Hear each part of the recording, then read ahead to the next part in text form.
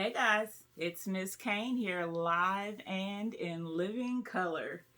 I know you've probably been like, where has she been at and why has she not done chapter 9 of this story?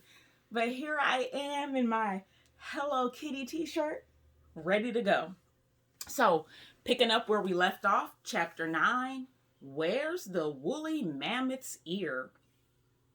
The next morning at school, the journal topic is my favorite time of day. Carlo stares at it for a minute. He looks over at Bernardo. He's drawing some kind of action figure from The Return of Lizard Man on the cover of his journal. He supposes Bernardo will eventually get started writing. Sometimes Miss Shelby Ortiz will call for a volunteer to read their entry. He's hoping she'll do that this time. Sometimes she'll volunteer a person who doesn't want to read. Bernardo is pushing his luck, thinking he can just fool around like that. Carlos opens his journal and turns to the next clean page. He writes the day's date in the upper right-hand corner. He stares at the topic on the board, then writes it on the first line. My favorite time of day. This is an easy one for him. He already knows what his favorite time of day is.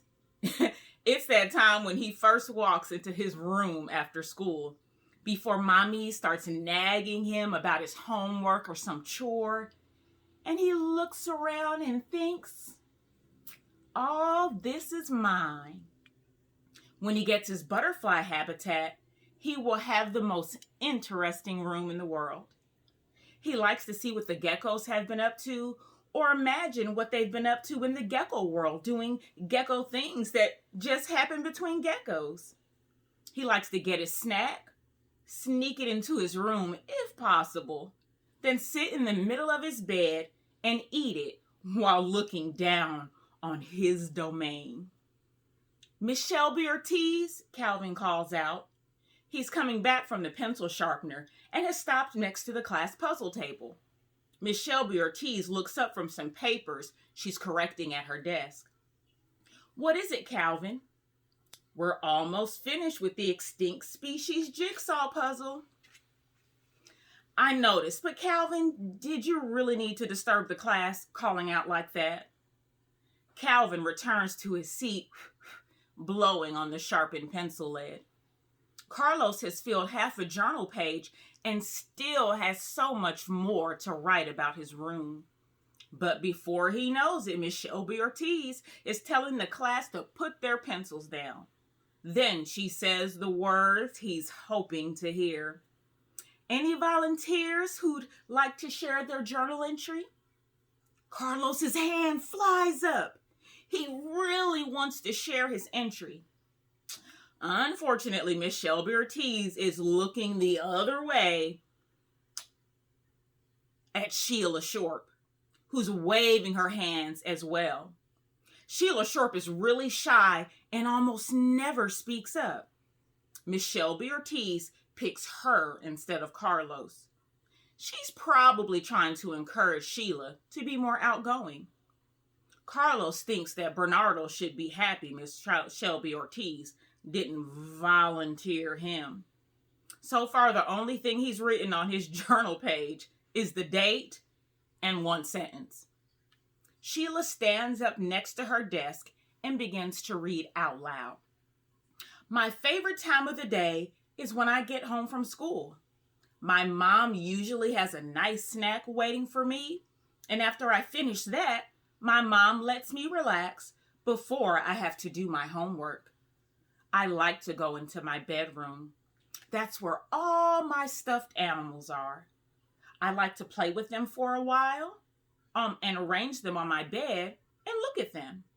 My bedroom is pink and gray. I have a pink canopy bed and pink and gray curtains. Carlos stops paying attention. It's so boring. If he had been able to read his journal entry, everyone would have been really interested. He'd have gotten in some really interesting information about his geckos and his ant farm. Stuffed animals? What do stuffed animals do? Nothing. It just sits there where you put it last. Sits there and does nothing with a stupid look on its face. He sighs. Calvin Vickers yawns loudly, and Miss Shelby Ortiz gives him a sharp look. She's already lecturing everyone on being a good listener and yawning loudly in the middle of another person sharing is a big no-no.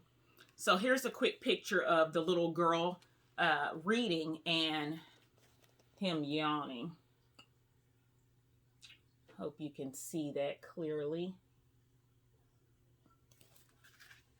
Carlos hopes that maybe Miss Shelby Ortiz plans to call on someone else when Sheila Sharp finally concludes. He checks the clock.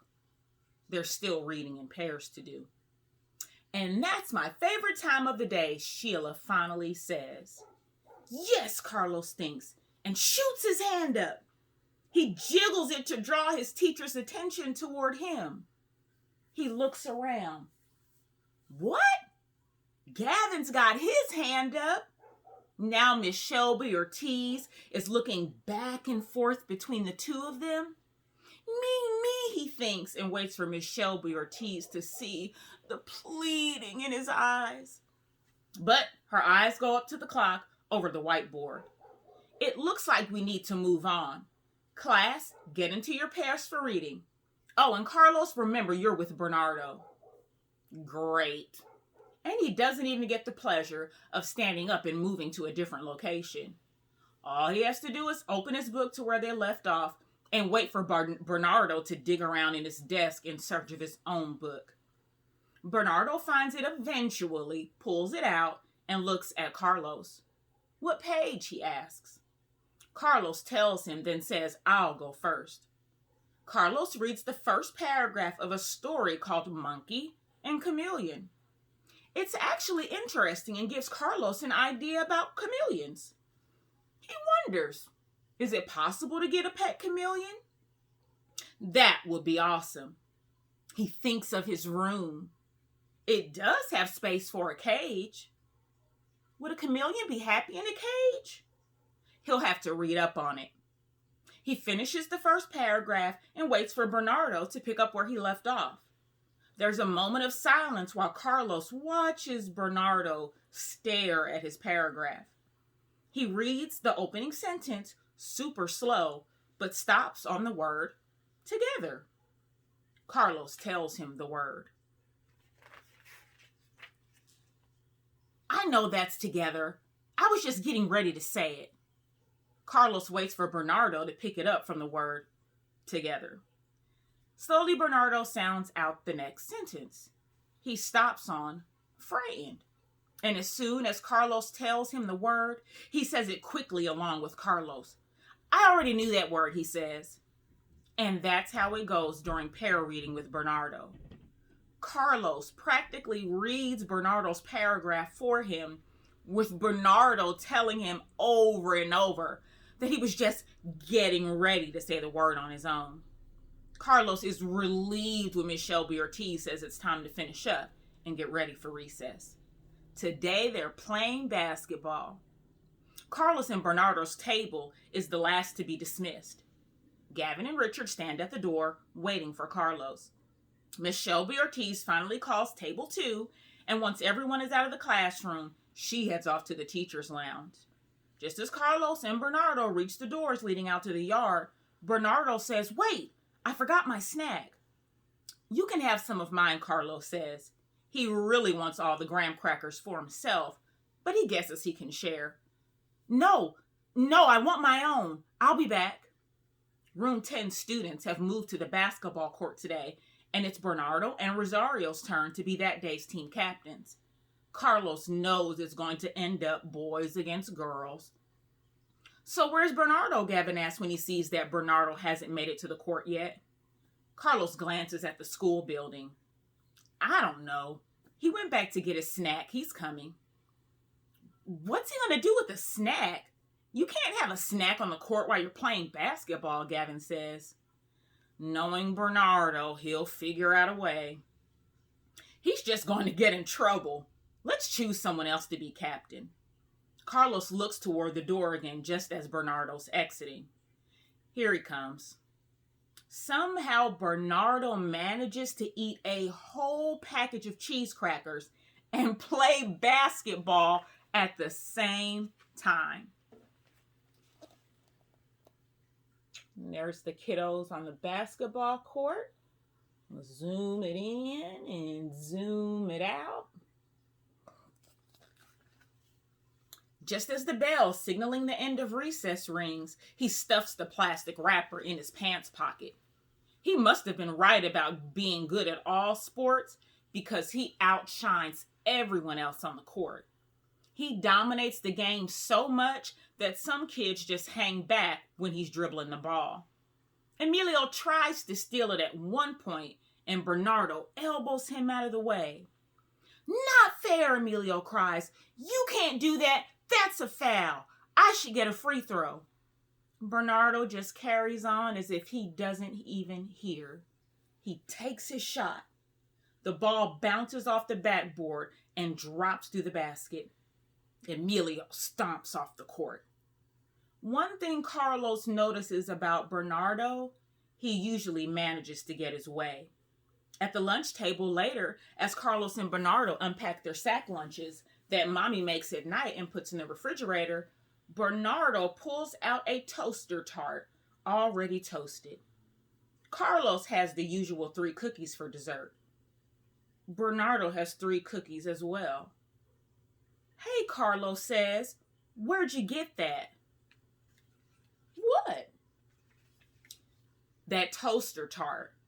My mom never puts those in our lunch. That's for after school, for a snack.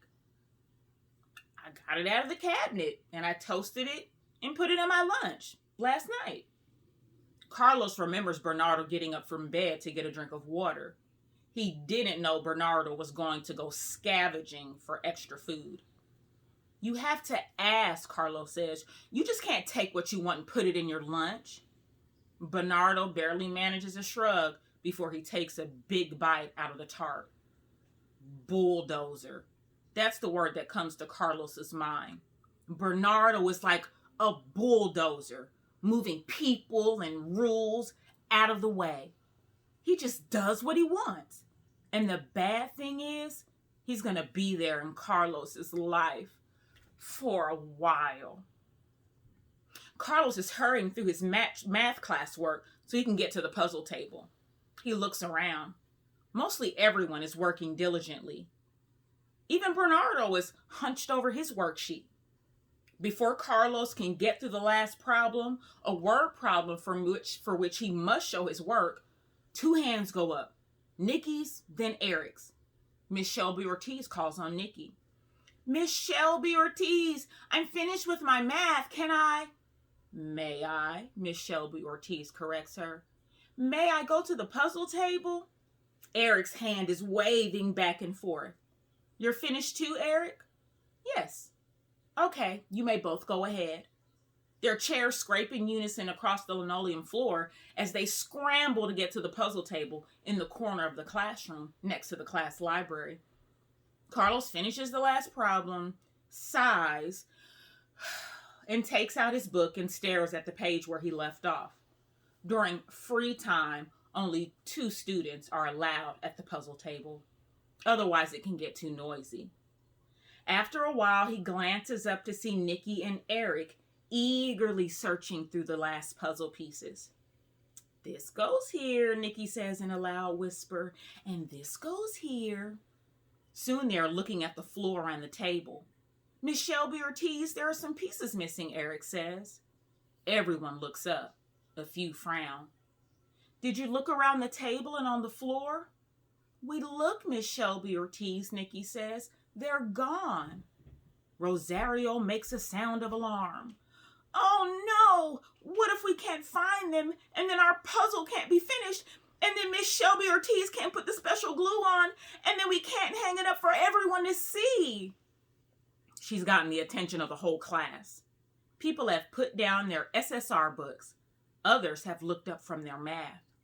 Antonia raises her hand and waits to be recognized. When Miss Shelby Ortiz nods at her, she says, "Miss Shelby Ortiz, if we never find the pieces, then we can just trace the spaces on cardboard and then color it and then put them in place. We can finish it that way. There's a chorus of, yeah, we can do that. That's when Carlos notices something.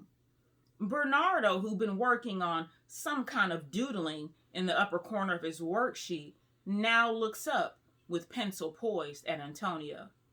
His brow furrows a teeny bit. Everyone else seems happy with the solution, but his face is blank. That's when Carlos knows Bernardo took the pieces when he supposedly went back for his snack. His mother has explained that when people feel bad about things, they can sometimes act out. Bernardo must want the class to feel bad, like he does. Bernardo took the pieces and Carlos is going to prove it. It's not right for Bernardo to try to make the class feel bad. Carlos sneaks glances at Bernardo on the way home as he tells Mommy how he scored most of the points in the basketball game at morning recess and lunch recess. How his team just creamed the other team. How now everyone wants him on their team because he's good in every sport. Mommy has her mind on something else. Carlos can tell because she's doing that, oh really? Oh wow, thing she does when she's only pretending to listen. While Bernardo is yapping, Carlos is planning. The puzzle pieces have to be on Bernardo or in his book bag. He can search the book bag when Bernardo leaves it at the bottom of the staircase and goes into the kitchen for a snack. But what if the pieces are in his pant pockets? Carlos thinks. He won't be able to check the pants until Bernardo goes to the bathroom to take his fake shower. Wash your hands before you get anything to eat, Mommy says, as she runs to answer the ringing telephone in the den. It's probably Tia Lupe. Carlos and Bernardo both wash their hands at the kitchen sink using dishwashing liquid. Bernardo pours himself a glass of milk, and Carlos gets down the chocolate chip cookies from the cabinet. Be right back, he says. I have to do something. Bernardo hardly pays attention. He's busy opening the package of cookies. Carlos hurries up the stairs with both book bags. That way Bernardo will think Carlos's mother told him to clean the stairs before someone trips over them. He hurries into his room and closes the door behind him, putting his back to it. He checked the zippered pocket outside of Bernardo's backpack.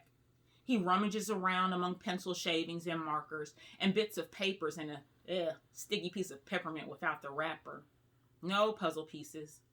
Carlos pulls his hand out and wipes it on his jeans to no avail. Yuck. He's unzipped the main compartment and is just beginning to search around among the 3-ring binder and loose leaf paper and something that feels like one of his own action figures when he hears Bernardo's footsteps on the stairs. He'd know that heavy clomping sound anywhere. And there's a picture of him while he's looking through his backpack. Zoom in.